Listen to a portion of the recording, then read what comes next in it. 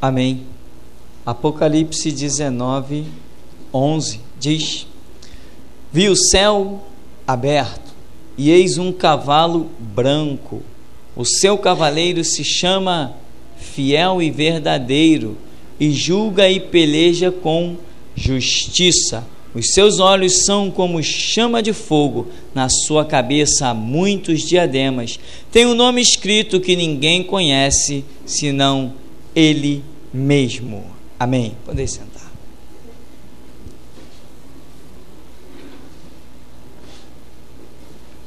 Vi o céu aberto, cavaleiro, fiel, verdadeiro, é Jesus, peleja com justiça.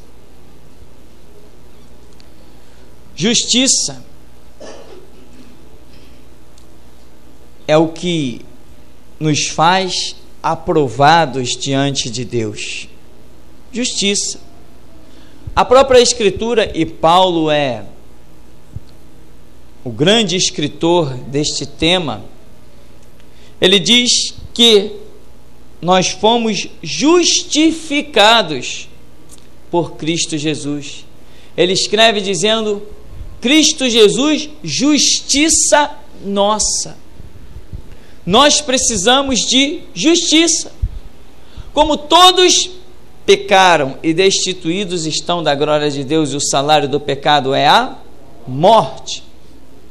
O dom gratuito de graça de Deus é a vida eterna em Cristo Jesus. Por quê? Porque Ele se fez justiça para as nossas vidas. Você anda em justiça? Você anda em verdade? Isso para você não tem preço, não tem valor. Isso não pode ser estimado. A justiça, e justiça é verdade, justiça é vingança também. A justiça para você, ela vale mais que a sua própria vida. Este é o exemplo de Cristo. A justiça que Ele veio realizar pelas nossas vidas, fazendo-se maldição em nosso lugar e assim nos justificando, Ele valorizou isso acima da sua própria vida. Ele não entregou a sua vida. Porém, diz a Escritura, né? Não deixará que o teu justo veja corrupção.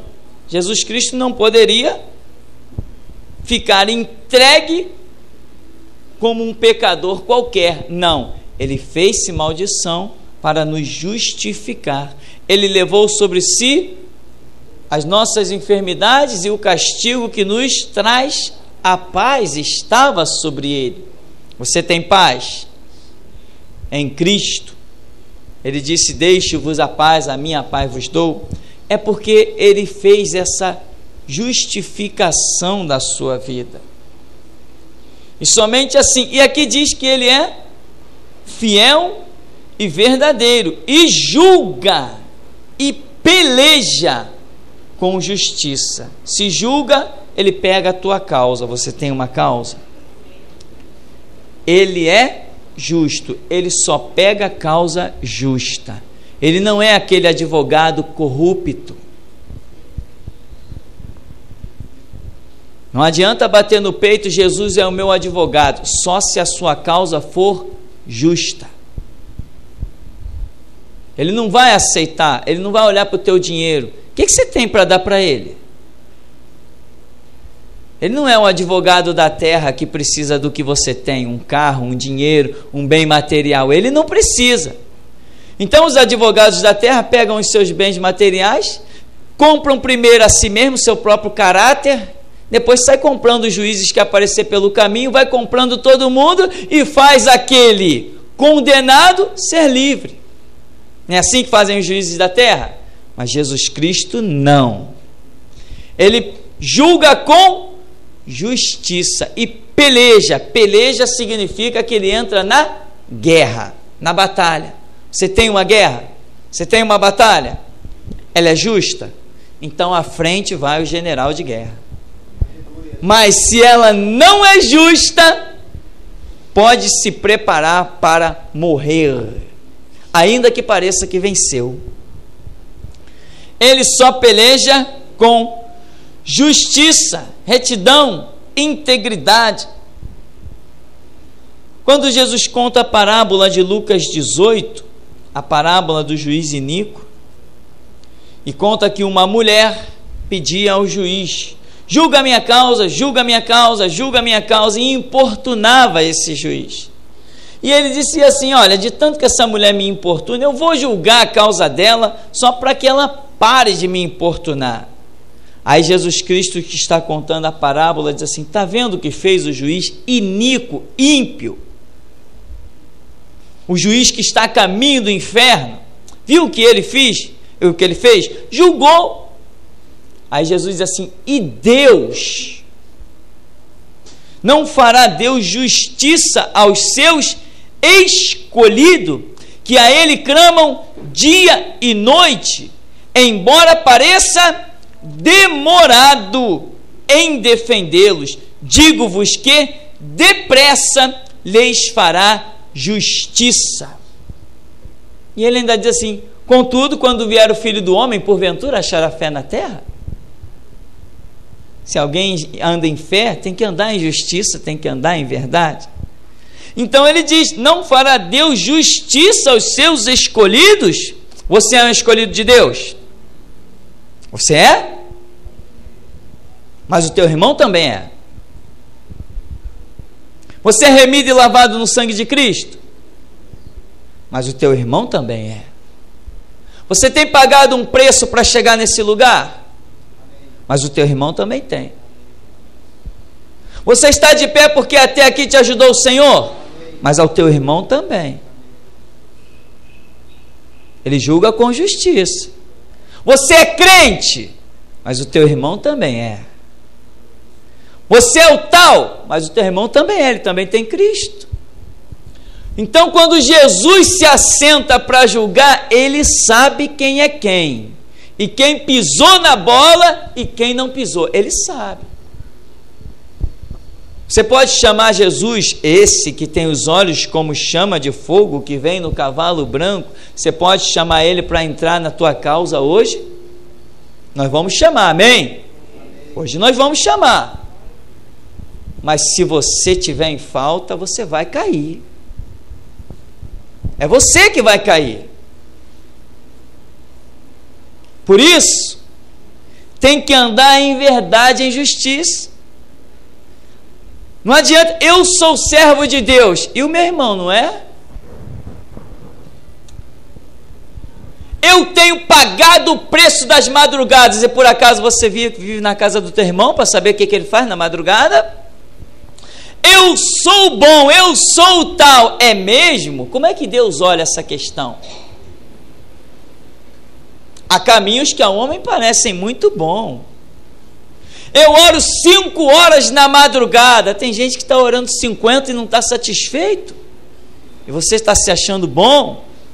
Porque você superou a sua própria fraqueza, está achando que outros também são tão fracos quanto você?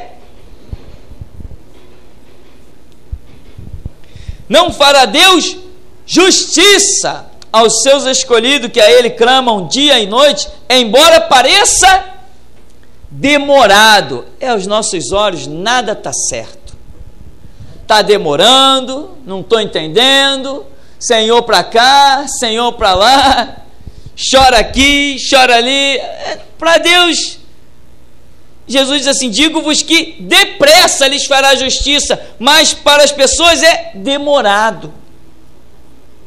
Deus se atrasa?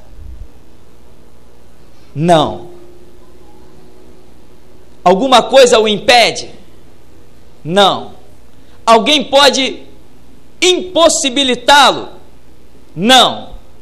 Alguém pode impedir os seus pensamentos, as suas ações? Não, está escrito: eu sei que tudo pode, e nenhum dos teus pensamentos pode ser impedido. Em Hebreus 1:9, há uma passagem que este autor escreve, e ele diz assim: amaste a justiça e odiaste a iniquidade. Veja bem, não está dizendo amaste a justiça e deixou a iniquidade para... Não, odiaste. Ao passo que você ama algo, aquilo que é oposto você odeia. Amaste a justiça e odiaste ou aborreceste a iniquidade. Por isso, Deus, o teu Deus, te ungiu com óleo de alegria, como a nenhum dos teus companheiros. Quanto mais você ama a justiça, mais a alegria é derramada sobre a sua vida. Você está alegre? Seu coração está amargo ou você está alegre? Você está desfrutando da unção da alegria que vem sobre aqueles que amam a justiça? Você está andando em verdade? Teu irmão também, amém? Está andando em justiça? Teu irmão também. Você está desejando servir a Cristo? Teu irmão também. Você está querendo pagar o preço da salvação? Teu irmão também está pelejando. Você está dizendo, Abba, ora vem, Senhor Jesus, Maranata, Abba, Pai. Você está todas essas expressões que o nosso espírito clamam diante de Deus, você tem elas. O teu irmão também. E quem conhece a verdade, o profundo escondido? É Deus, aquele que nós vimos lá em Apocalipse, que Ele julga e peleja com justiça. Certa vez eu fui congregar numa igreja que o Espírito de Deus me levou para lá. E quando eu estava naquele lugar, mal cheguei naquele lugar, uma pessoa, porque era influente na igreja, era genro do pastor, me discriminou e me tratou muito mal. E eu fui falar com Deus, eu falei, Senhor, o Senhor me levou para aquele lugar? Por que isso? Não estou entendendo. Porque na nossa inocência a gente não entende muita coisa. E eu disse, Senhor, não estou entendendo, se o Senhor me levou para lá, por que isso? Do nada assim, e aquilo me feriu muito, porque era completamente contrário aos meus conceitos cristãos. E eu disse para o Senhor, Senhor, se o Senhor não me quer naquela igreja, me fala agora, eu nunca mais apareço lá. E o Espírito Santo realmente, ele falou, e ele disse assim, é exatamente lá que eu te quero. Meu irmão, hoje nós estamos aí pregando para o mundo inteiro, como você sabe, estamos ganhando almas no mundo inteiro. Pode depois perguntar aí no meio da igreja, quem é aquele que estava morto nas suas igrejas e reconhece que recebeu vida nesse lugar? Tem gente para te dar testemunho. Você pode procurar quem era católico e hoje está aqui servindo Jesus Cristo porque se converteu nesse ministério. Você pode procurar em nosso meio pessoas que estavam no terreiro de macumba e na magia negra e que hoje servem a Jesus Cristo porque esse ministério os alcançou. E este que se opôs a mim, isso já tem, meu irmão, 15 anos, continua lá, sentadinho, no mesmo banco, foi para frente de várias igrejas e todas elas fecharam. Deus não foi com ele. Sabe o que eu me recordo? Que as pessoas às vezes entram na igreja, eu sou justo, eu sou remido, eu estou banhado no sangue, eu dei 7 mergulhos no sangue de Cristo, eu sou o bom, eu sou o tal, e seu irmão não quer nada. Ele que é o bom, ele é o melhor. Eu faço, eu aconteço, eu tenho espaço aqui, eu tenho espaço ali, eu tenho sabedoria para isso, conhecimento para aquilo outro, e esquece que um dia estava lá, ó, botando alguidar para os cachorros comerem. O mesmo resgate que teve sobre a minha vida tem que ter sobre a sua. Eu não sou melhor que você, estou numa posição diferente, isso ninguém pode negar, mas melhor que você eu não sou, porque o sangue que me pôs aqui é o mesmo que te pôs aí, e um dia você pode estar aqui, e se eu não cuidar, eu posso estar aí. Hoje você está me ouvindo e eu estou pregando, mas amanhã você pode estar pregando e eu estar ouvindo. O sangue derramado por um é o sangue derramado por todos. Justiça. Antes de bater no peito, põe a boca no pó. Antes de subir as escadas, desce a casa do oleiro. Quando Deus apertar, meu irmão, não adianta, não pense que você é insubstituível. Elias foi arrebatado na carruagem de fogo, mas a capa ficou para Eliseu, para mostrar que ele foi substituído. Não sobrou a capa para ele, não levou tudo.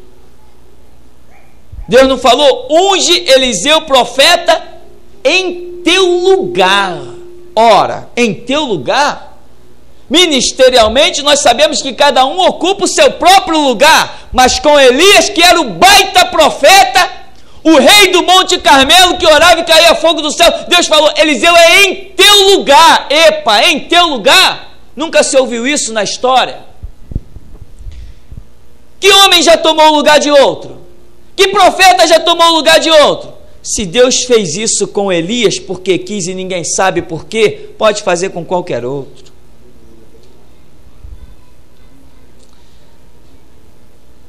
Justiça tem que ser um prumo que não pode se ausentar da sua vida, nem se afastar um pouquinho. Você investe na vida do seu filho, investe na sua casa. Você quer ver sua vida prosperar, seu lado financeiro, sua vida espiritual, mas não esquece do teu irmão. Ele também tem que prosperar, ele também tem que ser abençoado, porque Paulo diz que nós somos um corpo e somos membros uns dos outros. Não pensa que você que é a mão é melhor do que o pé. Já viu um corpo sem pé? Que problema? Já viu a mão ter que fazer papel de pé? Como é que fica horrível? Aguce o senso de justiça. Respeite a ignorância do teu irmão. Respeita a ignorância do teu irmão. Igreja é porta aberta. Vai entrar gente aqui de faculdade, vai entrar gente aqui analfabeta. Você tem que respeitar isso como crente. Como cristão, você tem que respeitar a ignorância dos outros. Aquele que entra no meio da tua conversa, te atropela, você tem que respeitar. Ele não estudou o quanto você estudou, mas o sangue que te redime é o mesmo que redime a ele. Tem gente que não sabe sentar nem levantar, tem gente que não sabe controlar a sua voz, mas respeite a ignorância dele. Porque Paulo diz: suportando-nos em amor uns aos outros. Porque ele sabia que na igreja tinha grego, tinha troiano, tinha gentio e tinha judeu, que eram os mais educados. Eram os mais educados, os que mais instruídos eram para uma vida em sociedade, porque foram os primeiros a receberem a lei. Deus justifica todas as coisas e Ele nos chama a uma vida de justiça. Mas às vezes o nosso senso de justiça só nos faz olhar no espelho e nos ver a nós mesmos. Isso é um perigo. Porque Jesus não olha para ninguém melhor do que o outro. A Escritura diz que Deus não faz acepção, não faz separação de pessoa. O que Deus faz separação? Na fé. Isso Ele faz.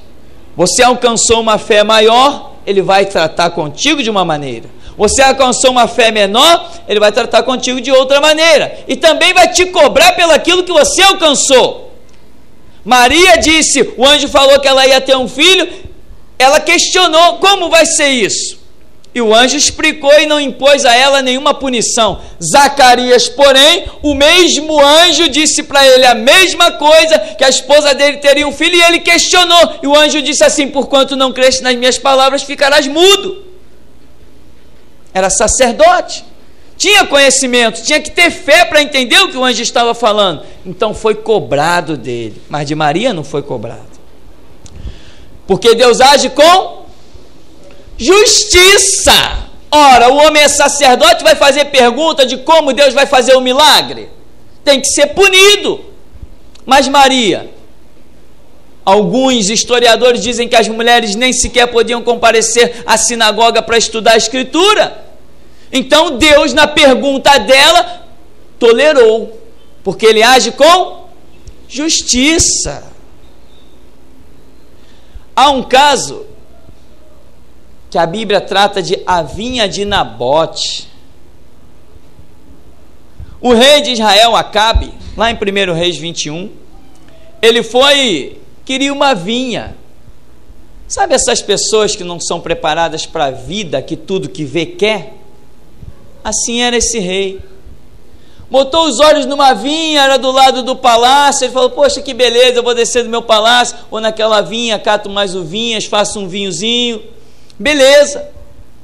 Aí foi lá comprar do homem. Chegou lá, o homem falou: não, isso aqui é herança dos meus pais. Eu não posso, Deus me livre de eu vender a herança dos meus pais. Aí ele, coitado, né? Subiu todo melindroso, foi chorar na cama. Vê se um homem desse tipo tem condição de governar. Se ele não governava nem a casa dele, ele governava. Aí a mulher dele, como era o nome da mulher dele? Jezabel, aquela que é usada como tipificação lá em Apocalipse. Que tu tá triste? Ah, é a vinha que você quer? Ah, deixa comigo, levanta, pode ficar feliz, te anima. Arranjou falsos testemunhas, foi lá, testemunharam contra o homem, o dono da vinha, mandaram apedrejar o homem. Aí aparece no cenário Elias. Deus fala assim: Elias, desce, vai encontrar lá com Acabe, que eu tenho uma mensagem para ele. Diz para ele que no mesmo lugar aonde os cães lamberam o sangue de Nabote, vão lamber o dele, porque Deus age com justiça. A Escritura diz que de Deus não se zomba, Deus não se deixa escarnecer. Tudo que o homem semear, isto também sei que fará. Você é livre para escolher a semente. Você escolhe a semente que vai lançar, mas Deus não te dará liberdade na hora de colher o fruto. Você vai ter que colher o fruto da semente que você semeou. Justiça. E se Deus não fosse justo, eu me negaria aqui agora a servi-lo. Aqui e agora. Porque Ele mesmo disse em Mateus 5,6: bem-aventurado que tem fome e sede de justiça, porque serão fartos. A mulher foi lá, assassinou. Ele permitiu a mulher assassinar o homem. Quando a mulher disse: fulano está morto, ele desceu na mesma hora e foi se apossar da vinha do homem. Elias deu um recado para ele e ele se humilhou. Se humilhou. E Deus falou assim com Elias: diz para ele que como ele se humilhou na minha presença, eu não vou trazer o mal sobre os dias dele, mas vou trazer sobre os filhos dele, porque a minha justiça não vai ficar esquecida, ela não vai se aplacar, a minha ira não se aplaca enquanto eu não faço justiça. Ele se humilhou, eu não vou trazer o mal sobre ele, porque ele se humilhou, ele se arrependeu. Ele está andando coberto lá pelo palácio de hora para hora, ele não dorme, ele fica tonto lá dentro do palácio. Ele se humilhou na minha presença, eu não vou trazer o mal sobre ele, mas sobre o filho dele eu trago. Sabe que tem muitas pessoas que estão sofrendo porque os seus pais aprontaram? E a justiça está escrita onde? Êxodo: eu visito a maldade dos pais nos filhos até terceira e quarta geração daqueles que me aborrecem. Meu irmão, cuidado com os teus atos de injustiça, que eles podem destruir a tua própria linhagem. E aí o homem se arrepende. Porém, acontece uma situação e ele está diante do profeta Micaías, que diz para ele não ir para uma batalha. E ele insiste em ir para a batalha, mandou prender o profeta Micaías, que estava falando a verdade, mas tinha 450 falando a mentira para ir para a guerra. Micaías disse para ele não ir para a guerra, que ele ia morrer. Ele mandou prender o profeta. E disse assim: prende esse homem aí, até eu retornar em paz. Aí Micaías diz assim: se tu retornares em paz, o Senhor não falou pela minha boca. Ele foi para a guerra, se disfarçou, colocou vestes comuns, colocou as vestes reais em outro homem, disfarçado no meio da batalha. Alguém ao acaso pegou um arco, flexionou a lança e mandou a flecha a esmo no meio da multidão, e a flecha pegou exatamente na divisão da armadura deste rei, e ele morreu. E quando estavam lavando o carro aonde ele morreu, o sangue dele correu, e os cães lamberam o sangue dele exatamente no mesmo lugar aonde o outro homem, dono da vinha, tinha sido apedrejado. Como eu amo esse Deus de justiça, como eu amo esse Deus de verdade. Você tem fome e sede de justiça? Jesus diz, Mateus 5,6, bem-aventurado que tem fome. Fome significa carência de alimento. Sede. Sede significa necessidade de algo, líquido, água. Bem-aventurado que tem fome e sede. Quer dizer, a fome e a sede é aquela necessidade que você tem de lançar mão de alguma coisa para se manter vivo. E a palavra de Jesus está dizendo: bem-aventurado que tem fome e sede de justiça. A tua sede de justiça é o que você precisa para se manter vivo.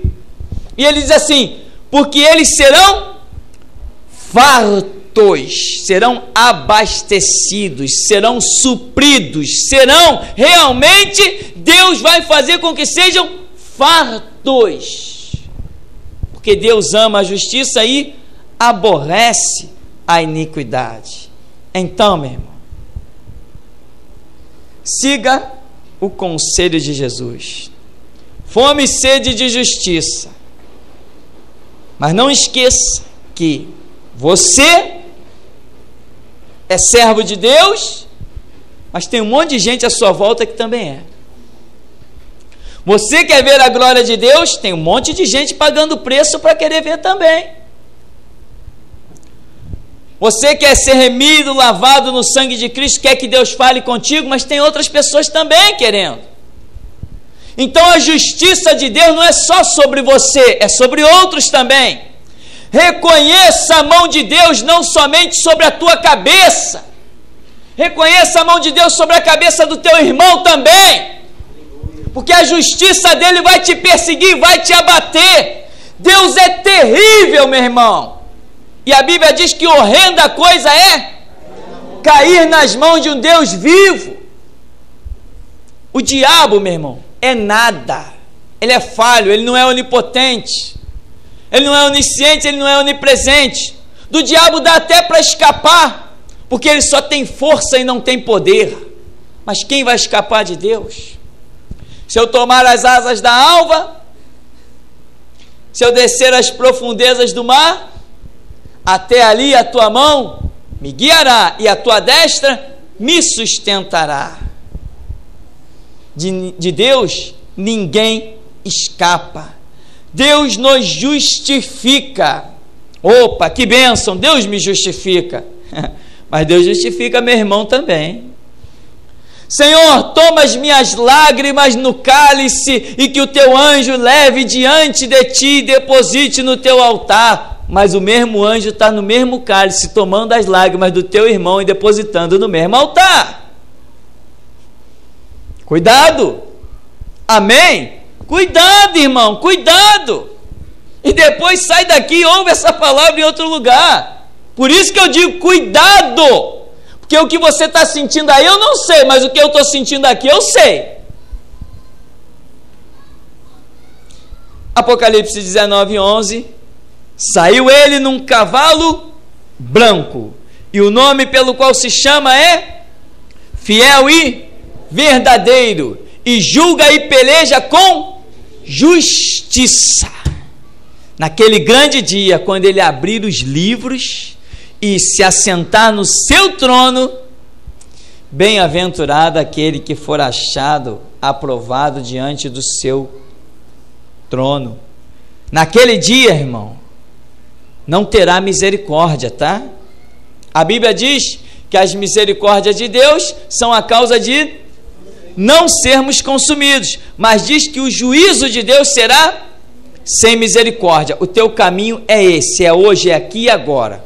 Quando o juízo se colocar para pegar as causas e abrirem-se os livros das obras e o livro da vida, naquele dia você não vai achar o Cordeiro de Deus que tira o pecado do mundo. Ele não será encontrado, ele não será visto. Naquele dia você apenas se deparará com o grande juiz de toda a terra.